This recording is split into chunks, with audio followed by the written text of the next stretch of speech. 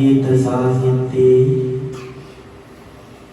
ගීත රචනා කරපු රචකයන්ගේ තෙලි තුලින් වචන වෙලා ආපු ගීත දෙකක් තමයි අපි වැඩසටහන අවසානයේට තෝරගත්තේ.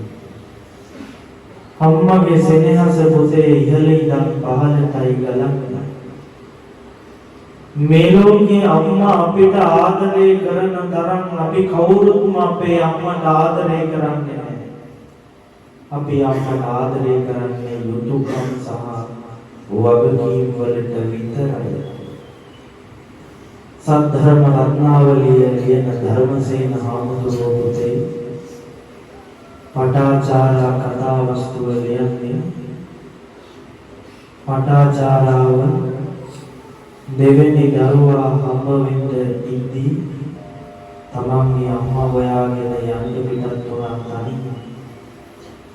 ස්වාමියා පිටිපස්සෙන් ආවා.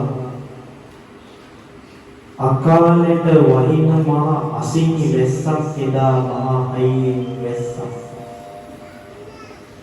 ප්‍රසව වේදනාව දරා ගන්න බැරුව පටාචාරාව තමන්ගේ ස්වාමියාට කිව්වා හිසට වහලයක් හදලා දෙන්න කියලා. කොලාතු කඩන්න ගියාට පස්සේ නාගයෙක් දෂ්ට කරලා ස්වාමියා මිය ගියා.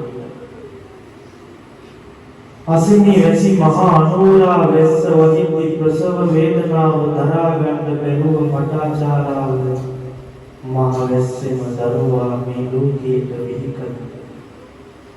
ධර්මසේන හාමුදුරුවෝ කියන්නේ දෙවැනි මිටක් බිම ඔබාගෙන හරියට ආරුක්කුවක් වගේ පුංචි දරුවෙකුත් ඉද්දි තව දරුවෙක් ලැබිලා අර මහ වැස්සට තෙමෙන්න දෙන්නේ නැතුව බඩ යට තියාගෙන වැස්ස පහ වෙලා යනකම් හිටියා කියලා ධර්මසේන හාමුදුරුවෝ සද්ධර්ම රත්නාවලියේ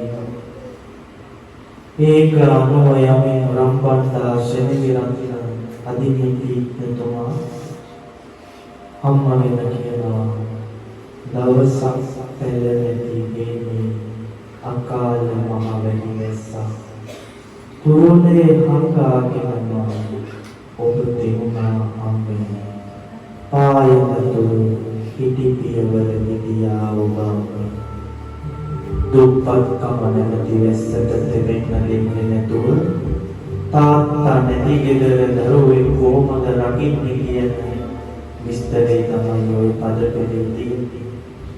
අවසානයේ කියනවා කොළඹ අහස කළු කරගෙන මොහොත වුණද අඳගෙන කොට ඔටුන්න බිමලා දුවගෙන එන්නද එක පිම්මි මං එනතු ඉදිකඩ ළඟ ඉන්නවා ගාමේ. ඒ මහාන කොට ඒ අම්මා මේ ලෝකේ සමුගෙන ඉඳලා අවසන්